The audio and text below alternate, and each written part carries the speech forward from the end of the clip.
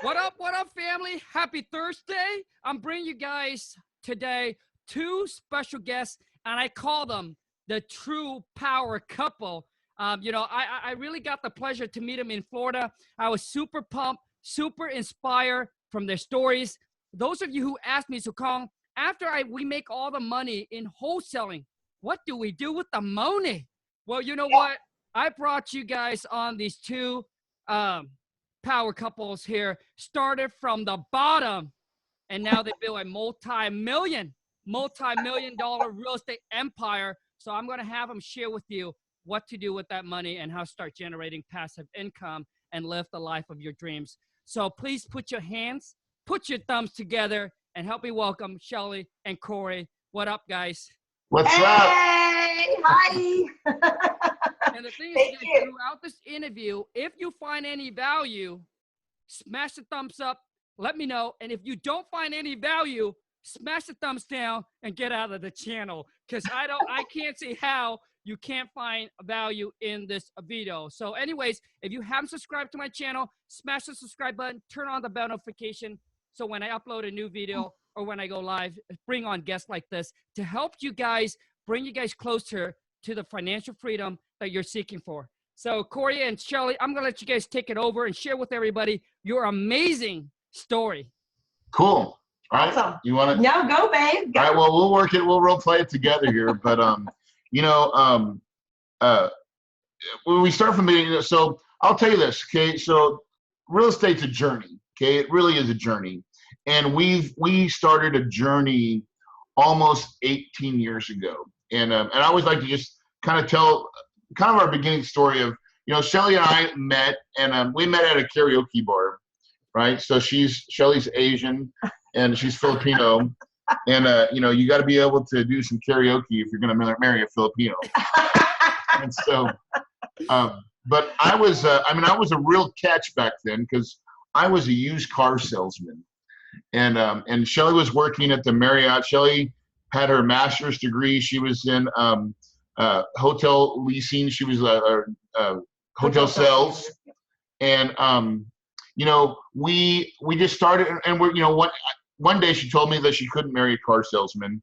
I became a restaurant manager instead, right? And now I barely made it out of high school. I would like to say that I'm not that smart, but I am super resourceful. And Shelly got to see that on display because when she said, like, she called me at 12 o'clock during the day and was like, hey, I can't marry a car salesman. And I'm at the car dealership when she calls. And I was annoyed, so I hung the phone up. And then I'm like, oh my God. Like, I reached into my resources and my network, and I found a guy that was a restaurant manager. And within 5 minutes, I managed to get the name and number of the owner of the restaurant, called him up and set up an interview. Just like that, in 5 minutes, I took action and I used my resources. And that's when you fell in love with me? It sounds so terrible. All you ladies that are listening, listen. I'm just the type of woman that I know what I want. And I will tell you, Mama Lucy, who is a feisty Filipino, she wasn't having it. She didn't see what I saw in Corey years and years ago. She thought Corey was not good enough. I don't know if you have family that's like that. If you were my Asian, you know what I'm talking about, brother. Yeah. We know this too well, right? And she said, oh, he's a car salesman? Oh, no. My mother envisioned me marrying a doctor and lawyer. So needless to say, when I brought Corey home to the family, they were not impressed. But what impressed me with Corey is that he has the ability to do what makes mama happy, right? And so I just like, this guy would do anything to make me happy. I just knew myself. I just knew that I wouldn't want that type of lifestyle. Car salesman is a tough job. He worked 24/7. And little did I know the restaurant business was the same thing. So I don't know what. It was worse, but it was a guaranteed paycheck. So now, how do I go from there to a multi-million-dollar business owner and owning apartments across the country? Okay. Well, it really began with this simple fork in the road where Shelly and I were still boyfriend and girlfriend, and my mom was married to this man named Bruce. Now, we call him Bruce Wayne. Bruce Wayne, okay? He's not Batman, but he was loaded, right? And so now it maybe was a trade-off with my mom. I don't know. My mom was pretty, and he was older and had a lot of money. So, that's her hustle. I get it, right? I gotta love you, Mom. That's your hustle. Just like my mom. She got out of the Philippines. She married a GI. That's her hustle. I gotta love you, Mom. So we get invited to go to Hawaii. And when we get to Hawaii, lo and behold, Bruce has a house right on the beach. And I remember waking up the first time we went there in the morning, early in the morning, because, when you go to Hawaii, it's early in the morning, and which is great. And we get our toes in the sand, and then it's on a cove. So we walk the cove, and would you know it, there's a freshwater stream from the mountains above that's coming into the ocean. We're like, oh my God, it's fresh water into the ocean. Like, it was cool. And then we keep walking the cove to get to the very other side, and then the sun decides to start to rise. And as it's rising up, Shelly and I are standing hand in hand, and for about 15 minutes of just pure silence. And we're watching the magical light show because the waves are crashing and the spray and the sun's coming and hitting that. And I mean, it was truly magical. Yes, it's my happy place. And we were still for a moment. We were just still for a moment. And I remember it was like shackles had come off my eyes, and I'm looking over and I see Bruce's house. And I was like, dude, what does this guy do? Because Bruce had nice cars. He had fine art in his house, and his phone was not ringing. There was nothing going on, right? Like, he didn't seem like he had a care in the world. And so I finally got him. I'm like, what do you do? And guess what he said? I'm in the real estate business, and I own apartments. Okay. Now, I wish the story got better because Bruce was a prick. He was a grumpy old man. He really was. He was a grumpy old man. And he was not going to teach me real estate. But what Bruce did for me was gave me the perfect, immaculate vision of what I call now is the cash flow life. See, Bruce had two things that most of us desire. Everybody write this down or put it in your mind: time and money. Most of us want some time to spend some of our money. And Bruce had it. And he did it through real estate, but he did it playing the long-term game. And so now, where did I start? I didn't start buying apartments. I started wholesaling, right? Why? Because I had no money and no credit and that's when you look at your self-resources and what do you know? And I'm like, that's where I had to start. Wholesale. I was going to the RIAs. This is like 09 to that. And I started, by the way, I left the island though, thinking that Bruce was the big kahuna. Okay. And so in 2005, I started my company called Kahuna Investments because I wanted that cash flow life that Bruce had showed me, right?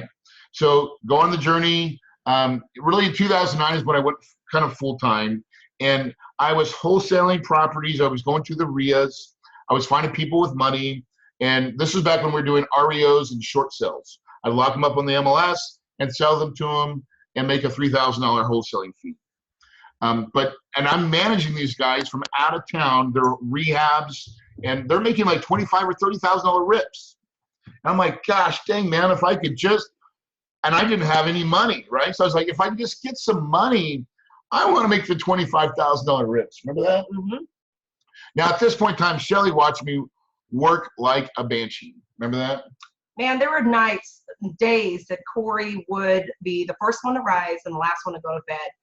2 or 3 o'clock in the morning, I go, where is my husband? Why is he? I'd wake up in the middle of the night thinking, where are you going? And I'd come to the office downstairs and dude is still working, trying to figure stuff out. Analyzing, dude. I was analyzing. I was trying to so back in the day for wholesaling, back when I was in REOs and short sales, you had to know your markets, right? So if you're in a subdivision, I need to be able to say, I can make an offer like that. I don't even have to wait, sight unseen. I know where to, and so I become experts in about 20 subdivisions that if there was a property in my subdivision. Oh, you knew your numbers. Can I just interject for one moment? Yeah. For those ladies that are out there that are kind of struggling with an entrepreneurial partner, I will let you know a little secret. If your man is not hustling, if you do not see him working, girls, that is a red flag. You need to make sure you light a fire up his butt and say, get to work. Okay, because I see a lot of folks that they want to be an entrepreneur, they want to make all the millions, but they don't want to do the hard work. If your man is not up till 3 o'clock in the morning trying to figure crap out, then that's a problem. If you see him playing his Xbox or his PlayStation 3 in the middle of the day when he could be out doing whatever, looking, income producing activities is what I like to call them, then you have a problem. All right. So just a little interjection for those that are in. Meanwhile, Mama, right, master's degree, is a pharmaceutical rep. And I call her my 6-figure. I'm not gonna say the other word, but she was making some qualm. She was my ambassador of qualm, and what she allowed me to be. I was a sugar mama. Let's just get it straight, guys. I was a sugar. Now listen, ladies, listen. Okay, listen, Lindas. I call this, Corey was an investment. Now I'm reaping the dividends. It's great. So I'm wholesaling. So then I raised something magical, another little fork in the road happened. I was able to raise some money, right? And I did it totally by accident. And I was playing racquetball with this guy. His name's Carl. And Carl didn't have any money that I knew of, right? But he lived in a retirement community. I was like, dude, there's got to be some money in the retirement community, right? So I asked him as a friend. I said, Carl, you're watching me wholesale, and I'm making $3,000 fees, and my guys are making $25,000 rips, and I just want to flip it, right? I want to pay the interest of $3,000 and give a note of deed of trust, and I can make the big money. Do you know anybody that wants their money to work a little harder? Because I think I could probably pay you like 12%. He's like, yeah, Corey, I'll, let me see what I can do. Well, the next day, guess who calls me? It's Carl, right? And Carl's like, hey, Corey, do you still want to do that 12%? And in the back of my mind, I'm like, man, Carl found somebody. Yeah. And he goes, Corey, you don't know this, but my home is totally paid for. I can borrow money at 3%. And if you give me 12, I can make a spread. How much money do you need? Now, that's a tough. I'm like, everything that I am. Carl, I need $85,000. Yeah, okay, yeah, no problem. Where do you want me to send it? And just like that, dude, my jaw hit the ground. Dude, I'm just like, well, Carl, I have to get back to you because I didn't know where I'm supposed to send it, man. And I just remembered something. I remember you calling me the day that you raised your first piece of capital, and it was such a cool feeling for him because he was just so. I think it was a moment where all of the beliefs about money just went out the door. It just shattered an old belief system that you had. So yeah, so listen, I mean, I grew up a small town country farm boy, and I had a lot of, I grew up poor, and so I had a lot of limiting beliefs. And you may be having lots of limiting beliefs, and but you don't have to, and you got to break free from that, right? And I was able to break free once I raised that one little piece. I mean, it's like going to the telephone booth as Clark Kent and spinning around that son of a biscuit and coming out saying, I'm serious, I raised private money! And it was an absolute game changer. And once I realized that, then you kind of look around, you're like, well, who else is raising private money? And what are they doing? And then I learned that you got to have a private money program, and you got to have kind of a credibility kit. And I started getting really nasty good at raising money, where I was raising about $2 or $3 million, and I was doing lots of fix and flips. And it was only when the market decided to tighten, because it was getting hard, like 2010 now, harder to find deals. And I'm like, now I've got all this money saying, Corey, put me to work. Corey, put me to work. That I found apartments, right? And I used to drive by apartments saying, man, I wish I could own an apartment.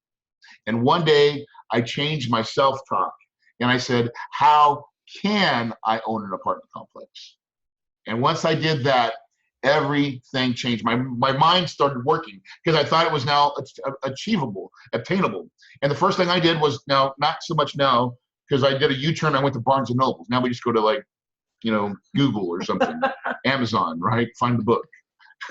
Right? These are old school methods. Barnes & Noble. Yeah. And so I bought some books. Of course, Murphy's Law, the last book I read, was the one that really I related to, and that was Multifamily Millions by David Lindell. And then, so long story short, David Lindell became my mentor. And he taught me the real estate business, right, or the multifamily business. And I got really good. So I bought my first apartment complex in 2011. I bought it for 3.2 million bucks. I raised $1.4 million in private money, OPM, regular people's money, right? And what's cool about that is that property started to cash flow, and I sold that property 2 summers ago for $8.8 million. And so I made $4.7 million of net profit. And so how many? Just one. Just one. Just one. One apartment complex can change your life, okay? And by the way, I did a 1031 exchange for that 4.7 million bucks, and I bought a $12.7 million apartment complex that pays me about $500,000 a year, whether I work or not. Hallelujah. Oh. Like, listen, look at my face. If you're watching it on video, if you're seeing my smile, okay, that's the cash flow life. Okay, that's called sunsets and palm trees, because we don't have to work anymore. You guys, all I gotta say is OMG, man. So let me share something with you guys here. Talking about high energy, when I met Shelly, like, she puts my energy down to like a 7 or a 5. Talking about energy, these two, and you guys, they are like they are super down to earth, like super down to earth, and that's why I love this power couple. They're just very super down to earth. And I remember Shelly, when we're at the restaurant, I remember Shelly said, "You're not one deal away. You're one apartment away from financial freedom." And that was like, I say, dang, good one, girl. I like that. Truth bombs. You know, it's so funny when I look back at this journey, right? Because now we own lots of apartments, and over 1,250 units. 1,275. Last year we bought $25 million worth of real estate. We raised $10 million of capital, and we'll probably do the same this year. And I play the game because I love it, but I look back at the times that were tough and hard. And the one thing I want to dote on my wife for a minute. Can I dote on my wife? Yeah, absolutely, man. Yes. So, give it to me, Daddy. Give it to me. In the beginning, it's very hard as an entrepreneur, right? And trying to go out on this game of real estate, because you're going to make mistakes, right? It's not a matter of if, it's just a matter of when you'll make a mistake, okay? And when mistakes, and this is why we talk about this when we talk about a power couple. Like, sometimes 1 + 1 doesn't equal 2, it equals like 25, right? And for us, the 25 came when I failed, right? When I failed, and probably failed miserably, and probably lost some money, and probably didn't feel good as when a spouse looks at that. You lost money. It cost us to go on this thing, and you didn't do it. You didn't succeed. And what Shelly's always been willing to do, and really this is the coolest part, is she's always been my biggest cheerleader. Oh. Right? Aww. Because when I would fail and when I would screw up or I'd make mistakes, she would mend me with her words of praise, and just and put her coat of armor around me again, and mend me up, and just make me feel special again. And once I got my confidence back up, then she'd kick my ass out the door and say, "Go back to work." We have a saying in our Peterson household: you either win or you learn. And that applies to our daily personal life with our kids. Our kids are really active in sports, and so I think it's very important. There's a lot of lessons that we've learned along this journey. The real question is why? Why did you do that? Why would I what do? Why would I? Why were you so nice to me? Like, and just. Well, what good is it if I'm an asshole? Like, it's not going to help you. Don't say cuss words. Oh, sorry. We're on the radio. So things, Shelly, I want to ask you this.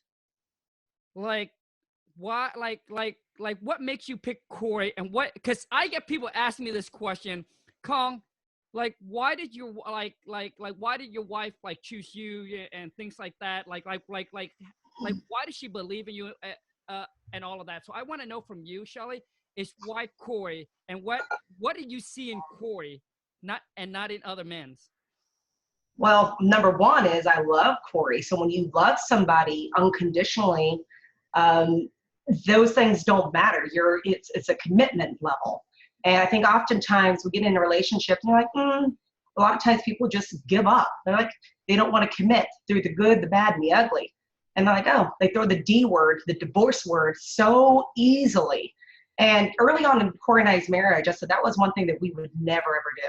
We would never threaten each other with divorce or say the D word. That is sacred to us. So no matter what happens, I mean, we take our vows very seriously.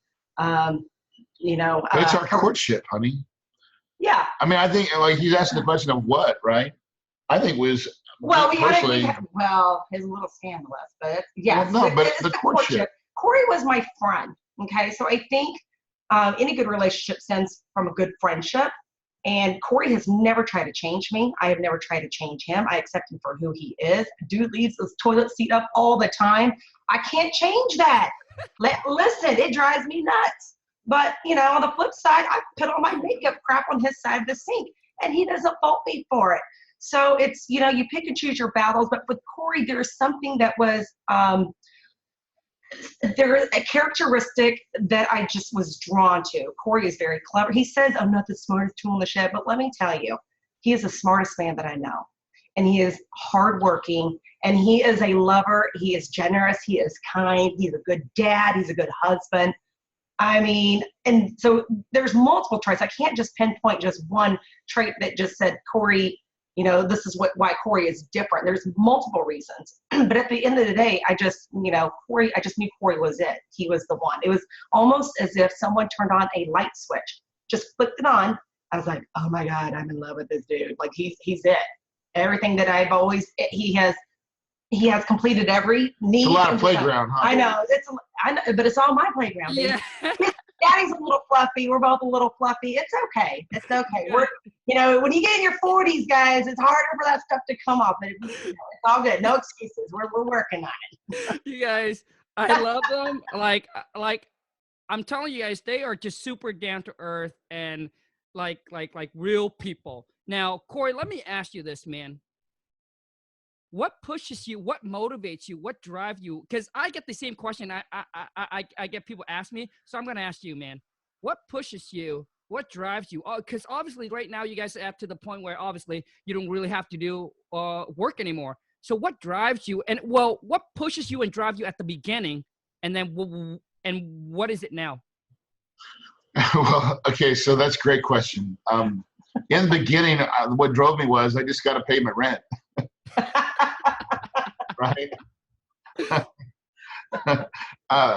I mean, I was like a lot of us, you're like, I want to do real estate, but I had to hustle to try to make $1. And I was relentless.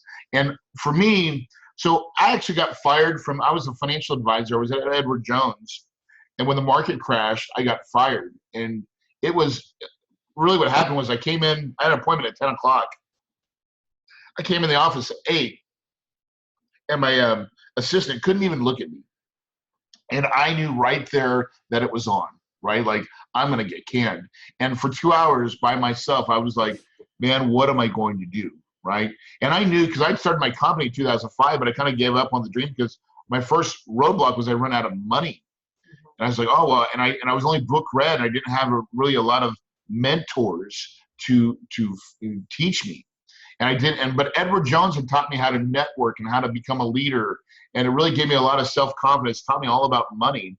But when they let me go, which was a blessing in disguise, because my heart left the business. When the market crashed and every investment that I made was worth half, and you had to look people in the eyes and you had no control, it was a horrible feeling. I put my heart into stuff, and I'm getting crushed every time I have appointments. And then I got to charge them a commission to move their money. It was bad. And so, but in the beginning, it was just about survival and trying to provide, right? Then you start having success. But then I'll tell you, so I still struggle with this, okay?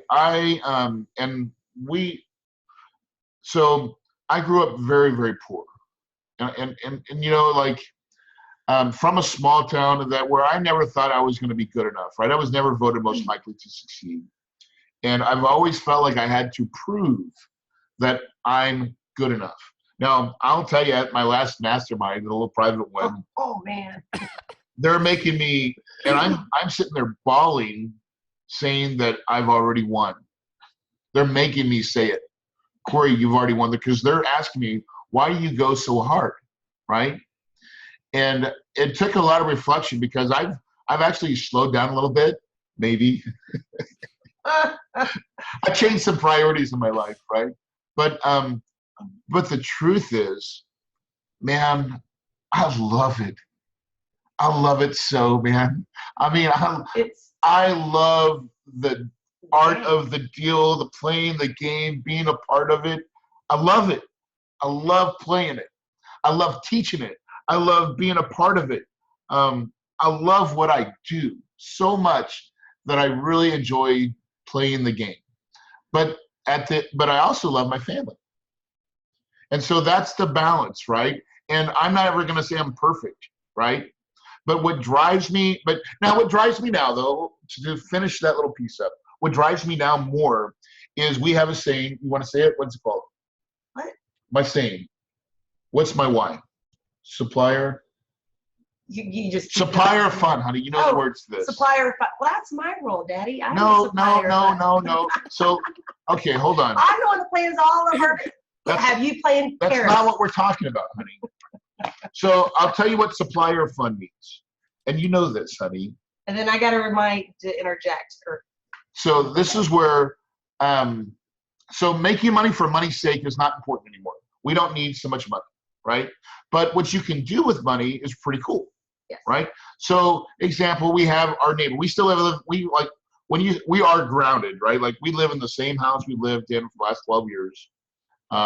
We have great neighbors, and it's we'll call it just an average neighborhood, right? Nothing. Yeah. $100,000 homes, $400,000 homes, a lot of in between. Yeah.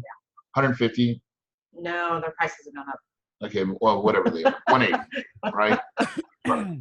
And so upper middle income, we'll call it, right? So, but we had 4 neighbors. They've never been to Hawaii, right? And so we're just like, hey, and all our kids have grown up. We just said, hey, would you guys like to go to Hawaii? And so I rented a big house, and all they did was paid for their flights, and we supplied all the fun and gave them a great experience. We had a great time. Oh, it was a lot of fun. And they'll never forget it. And those memories, that's why I like giving people experiences. Yep. That's what. Man, gosh. I need to interject though, because going back, talking about balance and prioritizing, because I will tell you, Corey loves this game of multifamily apartments so much, it almost it consumes you. And you as the partner in the relationship of an entrepreneur, you have to set ground rules, right? So one of our ground rules, if we're at the dinner table, do not turn on your phone. Okay, do not be looking at deals or checking email over the dinner table. You want to get me Asian crazy times 10?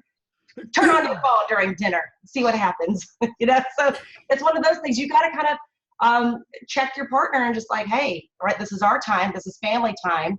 But I also recognize that he loves the game of apartments, and I would never ever try to take that passion away because he loves it.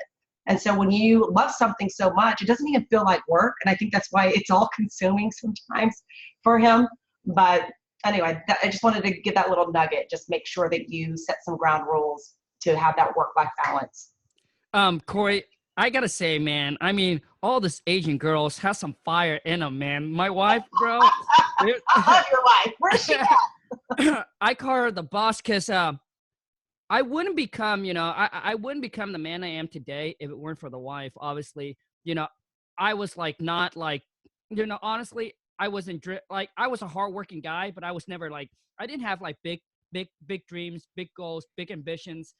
I always thought that I was going to be a guy just like the rest of my family. Go to work at a regular jobs, come back home, and then just play video games. We gamble on the weekend, Friday, Saturday, and Sunday, sit there and play poker. I thought that was going to be my life, right? Until I met this woman, And she made me do things that I would never ever do because of how I was brought up, and I was just super shy and extremely insecure about myself physically, mentally, and all that. And I remember one day coming home from her, and she made me do some because we bought a little business at the mall. So she tells me I have to go in here and help her out selling hair extension. Right? I'm a dude. I would never wear when I was a kid. When I was a kid growing up, Corey and Shelly, I would never wear anything that has pink. Like even a tiny bit of pink or flower on it. And she made me go in the mall and sell hair extension. I remember coming home crying. And she's like, Khang, you got to man up. You got to man up. Dude. She's like, Khang, you got to man up. We got a dream to catch. And you can't be who you are for us to go after the things that we want. You must change for our life to change, bro. And dude, like she pushes me each and every single day where I felt like this is it, life, this is good. But you know what I mean? So dude, like these Asian girl, man. Hey, listen, Khang, two things. Brother, you look awesome in pink. So I'm glad that you're rocking the pink vest, lavender thing you got working right now. And then secondly, your wife is right.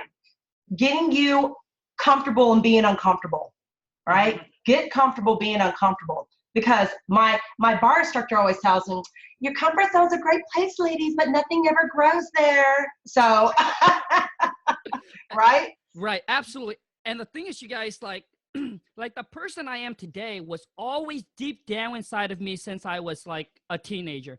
But I was so shy and so insecure that I hide it. And then she's the one that brings me out.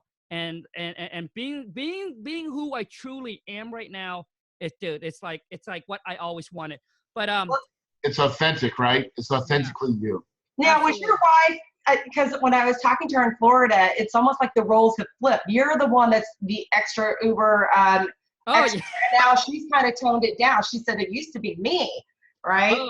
Yeah, so I can relate because Corey is, it's weird because Corey, when we go out, Corey is the one that's out there now, and I tone him down. Not by much. I still am level. Well, I don't really change much. Yeah. So the thing is, like the wife, she's not shy or anything like that. No, she's not. But she used to like this. Like she used to being going out there. I was used to be the one that's like, oh, you know right? What I mean? And now she's like, Khang, shut up, man. Shit, man, shut up. But she's awesome. I love her. Anyways, Corey and Shelly, I want you guys to share with those that are. So if they were starting out, obviously they're like, hey, I don't have 3-point-something million. I don't have to go raise money, right? So if they, what would you suggest those that are starting out like you, rock bottom, how do they try to climb the ladder and make it?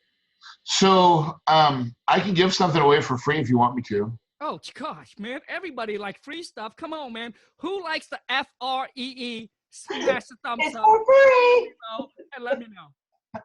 All right. So, I believe personally, my biggest change in my real estate career came when I was able to raise money, right? Raising money, at all the things that I've done, raising money is the thing that moved the needle the most, right? Because once you do it once, you can actually, because there's millions and trillions of dollars out there looking for someone that can take money and make it grow. They want options to the alternatives to the stock market, right? And so, so if any of you, I will give away what's called my RPM course, Raising Private Money, right? And I'll give you what's called my underwriting tool for apartments, okay? Called the cash flow calculator. And it's all module based. It's really cool. But you'll text CG, right? CG, and you got to text it to the number 480-500-1127. So CG.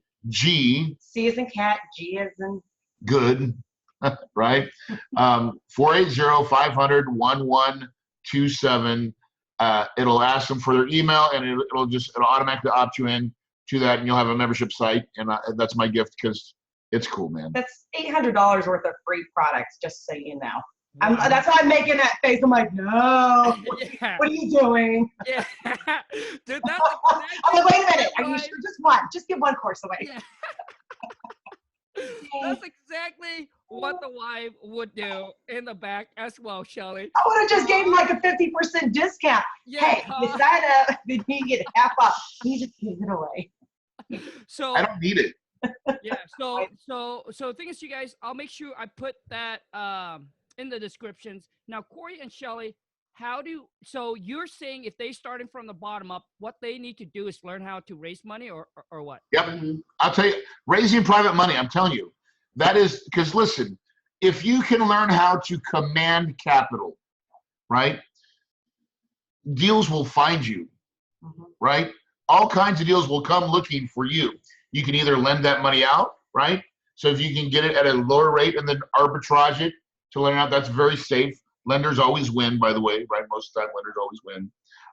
Or you can use it to do your own fix and flips. Or you can pool lots of capital together and buy a nice fat apartment, because that's what I do, right?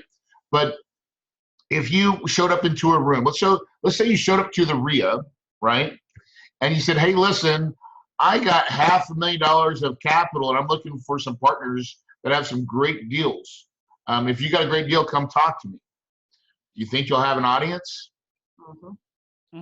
Probably, I would damn sure bet you would, right? I'm damn sure that they would probably buy you dinner. You wouldn't pay. Yeah.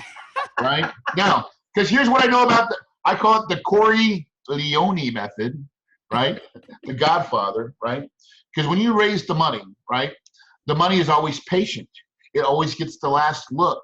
It negotiates out of strength, right? It makes the best deals. See, the money's not in real estate. That's the big misnomer, okay? I want to let everybody, the money is not in real estate. The true money, okay, the money's in the money. It just is. The money is in being able to raise capital and command it. It doesn't have to be your money. That was the biggest problem I had when I first started. I don't have any money. Well, you know, yeah, of course, but there's lots of people that do, but they don't have the experience or knowledge that I've sit there and learned over the years in real estate. I'm a real estate professional, right? And I went that by hustling and learning from other people, finding good mentors. But when I was able to find the capital, I could take everything that I learned and multiply it to a phenomenal living, to where in 10 short years, if I really look at 2009 and to where 2019, oh boy, dude, you know, I've got over a $20 million net worth, dude, right? Like, and how you like those apples? Yeah, man, how you like those apples, right? I love those apples. No, like, so give me some of those apples. And I mean, and I don't say that to brag, but I'm like, you know, Shelly says, you know, I never felt like I had to say, I always say, I'm not very smart. Because listen, I know I'm smart, right? I get it, I know it. But I have the confidence enough to know that I know that I don't have to brag about it, right? I don't need to brag about my wealth. You know, I don't even care. I want to be like, there's this movie called Devil's Advocate. Remember Devil's Advocate with Keanu Reeves and Al Pacino? Okay, if you're not watching the movie, here's the story, right? So Al Pacino's playing the devil. Kevin, right? He's the devil, right? And Kevin's this high-priced lawyer. But Al Pacino is the lawyer, or is the guy that owns all the lawyers, like the biggest firm in all the buildings, right? And Al Pacino is dressed as a common man, and they're going to going to the subway. And Kevin, the lawyer, is this, you know, suit, tie, got the little thing here, you know, and all looking sharp, you know, whatever. And Al Pacino goes, Kevin, the problem with you is that everybody sees you coming, right? And I've always wanted to be that guy. I wanted to be the guy riding the subway that you don't even know what I've got. And I could be like, we could have like, hey, listen, let's go to Hawaii. I'm like, great. That sounds awesome. And I just booked it. I booked it. Let's go. That was a great idea. Let's go. You want to come? I got you too. No worries. Just come. Let's go. Right? I want to be that guy. Wow. Wow. You guys, when my wife, honestly, when we met you guys in Florida and hearing your stories, we're like, God, man. Like, honestly, the stories, some people will look at when people share, okay, hey, I made this, I did this, and people are like, oh, you're bragging this. To me, it's a motivator. It's a driver. It lets me know that, Khang, you ain't shit. Come on, get your game up. So I honestly really appreciate it. And to me, it's an inspiration. It's a motivation. So gosh, your guys' stories is absolutely incredible. And you can do whatever you want, Khang, right? Listen, if you can believe it, you can achieve it. The biggest thing that I preach time and time again is it's your belief, right? And so if you're going to go ahead and dream, man, just dream big. Yeah. Take it, put another zero on it, right? Maybe put 2 more zeros on it. And then say to yourself, I used to, and I still do, in my mind, like my daily affirmation, I'm a multi-millionaire. People are lining up to give me their money because I know how to make their money grow, right? That, I say these things to myself that I'm worthy of it, right? I can command capital. I can make it go where I want. And I'm saying this to myself, even when I didn't have it. Wow. So that's more important. Awesome. So the thing is, we're going to start calling you Uncle CP instead of Uncle CP. Uncle CP. So, my gosh. So now, Corey, one last little tips for those that are like, well, you know what? I have no credibility. I have I'm not in a position where I can have authority to go raise. So what, like, you know what I mean? So how would they start out? Easy. Yeah. So man, at the end of the day, I'm a problem solver. I've solved all those problems, by the way, because I started that way, right? Like I have the badge, okay? And so when I said it when we first started this podcast, I said one of my greatest gifts is that I'm resourceful. Okay?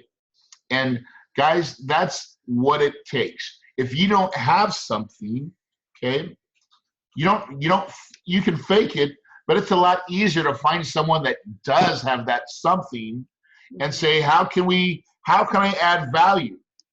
Right? Now, a lot of times what that means, guys, is that you're going to get like that piece of it, right? Like you're barely going to make any money if you do that.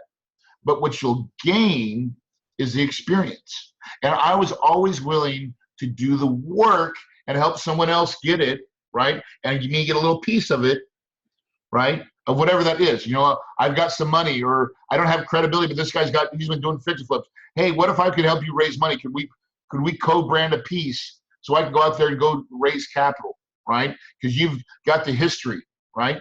And that's exactly what I even do for my students, right? Because I understand that credibility piece, I've built it up over years.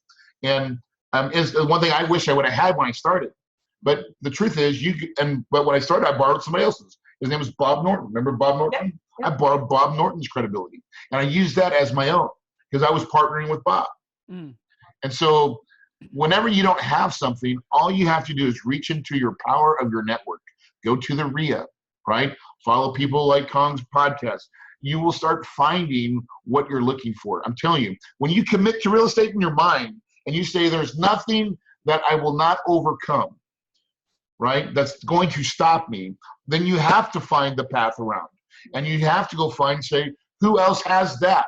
What are they doing? Can I partner with them? What can I learn? How can I provide value? It's got to be that. It's got to be all in, man. And every time you get past the bridge, you freaking burn the one that you just got over. There is no going back. That's the tenacious, relentless pursuit that you have to be successful in real estate. Gotcha, man. So now, so Corey, dude, I just want you to touch on one more thing. So let's just say that somebody that are right now starting out, they have they have $0 in their bank account, right? They're on paycheck to paycheck. How do they have the confidence to come up to somebody like you or someone with money and say, hey, would you loan me some money? Okay, so I would tell you, before you even do that, go become a wholesaler. Got it. Right? Like, listen, I mean, I'm teaching you advanced tactics, right? This is like the big leagues. You don't just start in the bigs. Yep. A lot of times you play AA or AAA, right? And so you know, before you're ready for, you know, the real food, you got to get some of the milk. Yeah. Gotcha. Okay. Where do you come up with this stuff, man? And so you may be better off learning how to do wholesaling, get your confidence up, and get a couple of dollars in there where you have somewhat time. Because honestly, to take new people like that, they fail in apartments most of the time. Now, I'm not saying all the time, because you got to have some. If you have confidence, or even if you have credibility, like you've worked at a job for 20 years and you know people, you can have because people. It's integrity. Raising capital is all about integrity. Okay. If you have integrity, you can raise money no matter where you're at, right? Not credibility, integrity, right? Credibility helps, but integrity is what closes the deal, right? And so, you know, but I'll teach you how. Like that RPM course that I just gave away, right?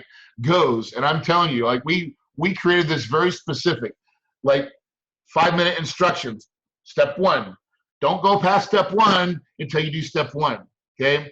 And then you go to step 2, right? And, you know, and so it's got to be just like that. From the meaning of, hey, you know, hi, Shelly, what do you do, right? Or if you ask me, Corey, what do you do, right? If I say, oh, I'm in real estate, wrong answer, right?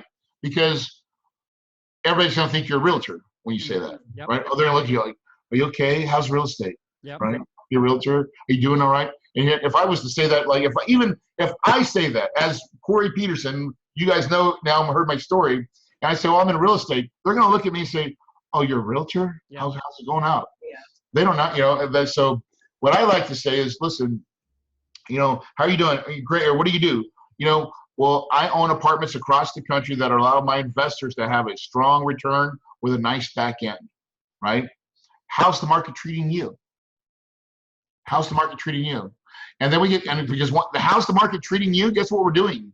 When that's a question about what? Money. Yep. Money, right? How's the market treating you? You know, whether it's good or bad, whatever, but now we're talking about money and markets and capital, which is what I want to talk about. Awesome. And you guys, obviously, Corey and Shelly, they're super busy, and we got a tight schedule. So Corey and Shelly, I know you guys have program. I know you do mentoring and all that, Corey. So give the audience whatever that is that you're doing, the training, the program, the course, and obviously how they connect. So I'll give you some free stuff, right? So I already gave you a lunch free stuff, but the best way to get a hold of Corey Peterson or find Corey Peterson, get involved, go to my podcast, right? It's called Multifamily Legacy Podcast. We've got over like 70 episodes in there. Just like you have a podcast, we have one in multifamily space. I teach it a lot. I do interviews like this. I love doing interviews because you gain good insight. But I also teach a lot too. I have chunks where I'll just teach the real stuff, right? Not the fluff, okay? I give you the real crap, man. Like, here's what's going to go wrong. Here's some crap that happened in my deal. Mm-hmm. And we break it down. And so that authenticity, the one thing I always get is, Corey, no matter where you're at, you're the same. Okay. And that really is the truth. Like, I'm the same. You'll see me on the street. I'm the same cat. Right? Right, honey? Yes. There's, like I said, you can't change, dude. I've never tried. Leave the toilet seat up. So that's guys. So the podcast, and then if you want to go to kahunawealthbuilders.com, we've got some free stuff on our website that you can opt into, and quick start videos. Yeah, quick start videos, and we'll just get you in the game of multifamily investment. Yep. Nice. And then how about Instagram? Come on, man. Oh, it's Kahuna Cashflow. Like I'm not great at that, but Kahuna Cashflow. Okay. Is it pound or hashtag? I don't know, Sarah's. It's hashtag Kahuna Cashflow. Hashtag. Got it. Awesome. Corey, Shelly, last like motivation, inspiration, sum it up, wrap it up. What would you give to those that are always starting out on this journey, and obviously they want to get to the financial freedom? What is some last word that you want to say? It's just very simple. You have to decide if you want it and then go do it. I think jumping all in and deciding is where it's at. And for Corey, that was the day that he got fired from Edward Jones. And I knew in that moment, because we've dabbled in real estate in 2005. We played real estate. We had a couple of fix and flips, ran out of money. I think, Corey shared that. But once he made the decision, that gut-wrenching decision to jump in, did whatever it took to be successful, I am like, I got your back, dude. Like, because I knew he was committed. And that's the one big nugget. If you're on the fence right now and you're listening to this, you have to decide and you have to go all in. Yeah, I'm going to ditto that. You can't play real estate, right? You have to do real estate. You have to, it really is, the power of your mind is everything, right? When you will give it and equip it and say, I am in real estate. I am a real estate investor. I will do whatever it takes. And it has to be I will do whatever it takes, as long as it's legal and ethical, right? But whatever it takes, that is the only battle cry that you have to have. And be prepared to fail, and you'll fail, right? You'll fail, but you'll learn, right? You're learning as you're failing, and you're getting experience and you're going. That is the journey, and the journey is the reward, brother. Awesome, man. I love the interview. And let me tell you guys something. Shelly and Corey, they are the real deal. Let me tell you, whatever they're on camera, that's exactly how they are in real life. And I get the pleasure to meet them, to be around with them, and get inspired and get motivated, get juiced up, and get pumped up in life. So I want to say, hey, you guys, thank you so much for taking your valuable time to come on and do this with me. If you guys, I'll make sure I'll drop, Corey, would you be able to text me or have Sherry or something like that send me all the links? I'll put it in the description so you guys can go hit them on. And come on, man, let's take your life, your business to a whole nother level. Let's be like, thanks a lot, you guys. Have a great rest of your day, okay? Take care, bro. Ciao.